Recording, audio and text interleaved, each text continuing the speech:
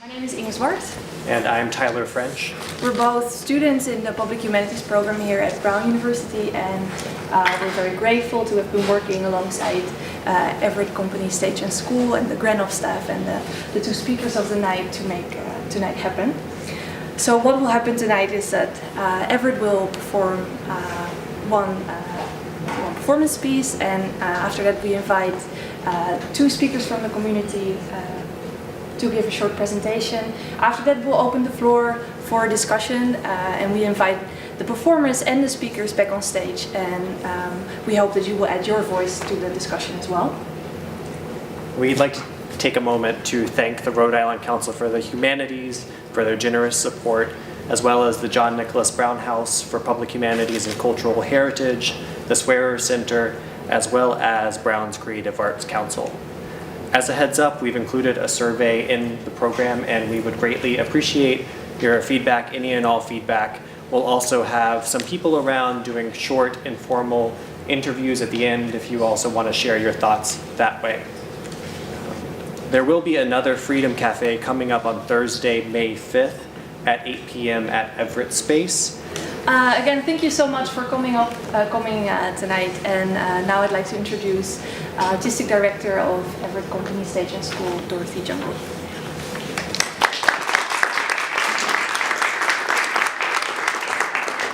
Good evening, everybody. We're happy to have you here. Just a few words. How many here saw the Freedom Project, Everett's Freedom Project? A lot of people. So that was our first piece, and those were stories about mass incarceration. And the new piece that we're exploring now is about the mechanisms behind the mass incarceration. What are the problems? What has put it in place? What is keeping it in place? And I think that's what we're all actively hoping to change and learn more about. So tonight's program is the first work in progress from an exploration of that, and the words in this piece you're about to see are right from quotes from 3 prosecutors and 1 judge, and it's in your program. So we also are doing freedom projects with the youth this year, so if you look on our website you can find out more about that. And if you didn't see the Freedom Project, you can see it May 13th and 14th at Trinity. So it will be going on again. Thank you very much. Enjoy.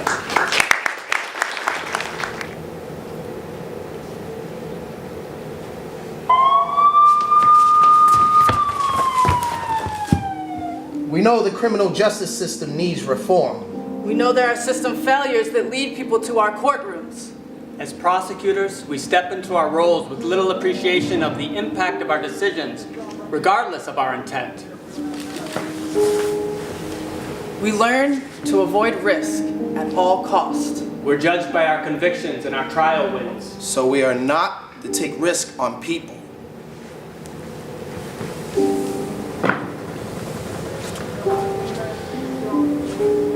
As progressive people in these roles, we're looked at sideways for the things we suggest, like our ideas are nuts and totally risky.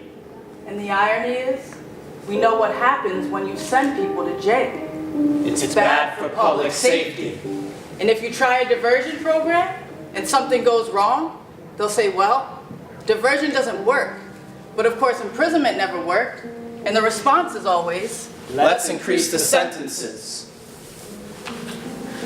That guilty plea follows you around for the rest of your life. Jail ends, court ends, but that record is the thing that's driving this whole system. we need to ask, is this conviction going to lead to a better outcome in public safety? Or is there something that I can do at this point, before that person gets a criminal record? I run a reading program for first graders. Is that me being a prosecutor? I think so, because the cognitive gap between urban and suburban kids predicts their involvement in the justice system. We need to expand the conversation beyond just re-entry, prison, and police to include all of the players complicit in the problem. We have to resource the system as it pertains to crime prevention, not just crime prosecution. But we don't spend money on prevention.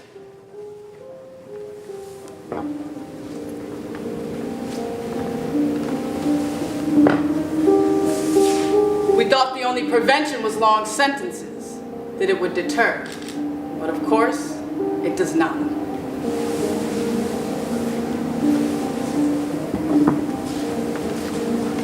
The people I see expect to go to jail.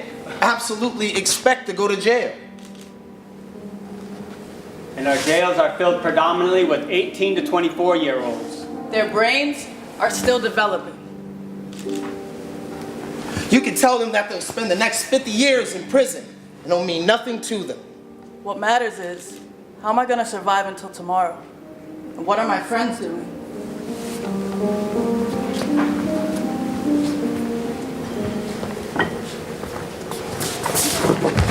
We have to learn about adolescent brain development and the history of race in this country and what it's done to black and brown people. The effect of trauma on people and how it impacts crime.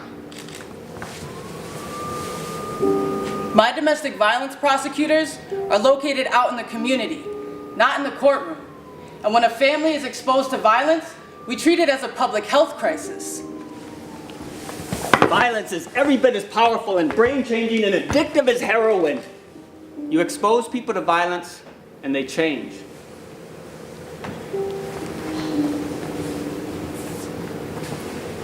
Exposure to childhood violence accounts for about 80% of our violent offenders. I met many young men accused of murder. Even in the worst, I see human stories, and they all contain childhood trauma. Victimization, poverty, loss, Disengagement from school, And early interaction with the police and criminal justice system.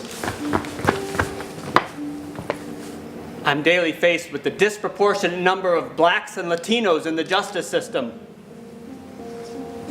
I'm trying to determine how the DA's office starts to address that. I recognize that there are some things that have to do with opportunity that the DA cannot address. The opportunity for employment, the opportunity for housing, the opportunity for an adequate education. Those are the foundation stones upon which you build a healthy society. Or it falters. The overwhelming majority of cases are misdemeanors in the lower court, and we don't devote enough resources to that court. This is the court that the 16-year-old will come into or be diverted from. And the resources given or not given will directly relate to whether that 16-year-old comes back.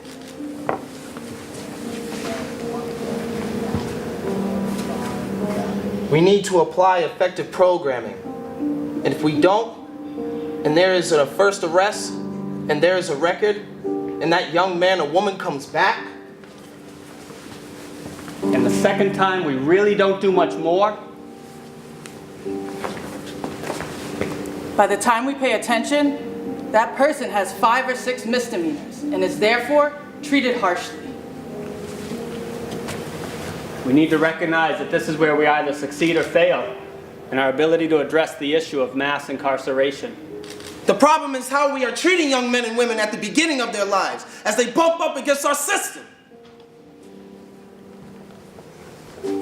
No one wants to own the problem of delivering effective intervention to the young men and women in our justice system. And until we make that commitment, we will see this cycling in and out.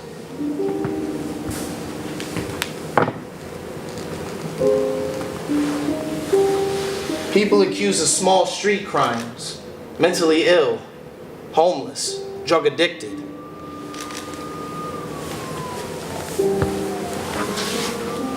All in need of help come to us, and we send them away without that help. They need our assistance. But we don't give them any.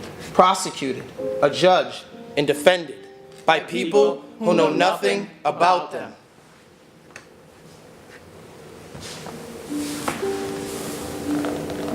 Our corrections dollars go into the areas where we have our homicides, Our poor performing schools. Our highest rate of poverty, our lowest home ownerships. our highest teen pregnancy, our lowest access to health care.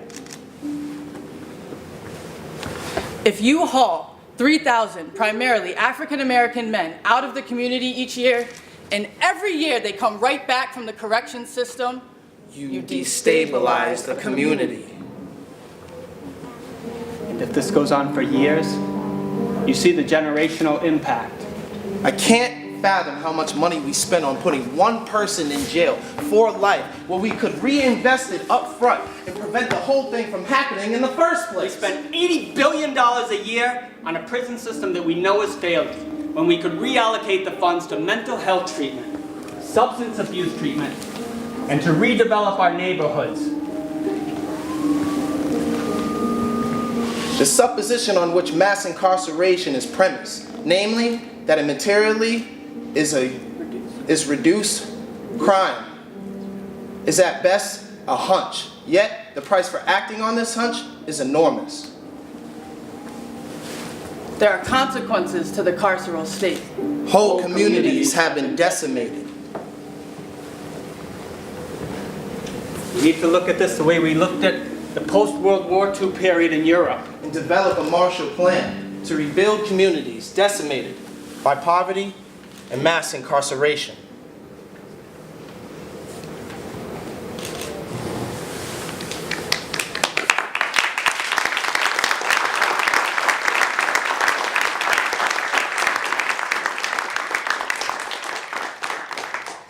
And now we're very happy to bring to the stage Melissa Tafe, who is an assistant district attorney, and she's going to tell us a little bit about what that work is like.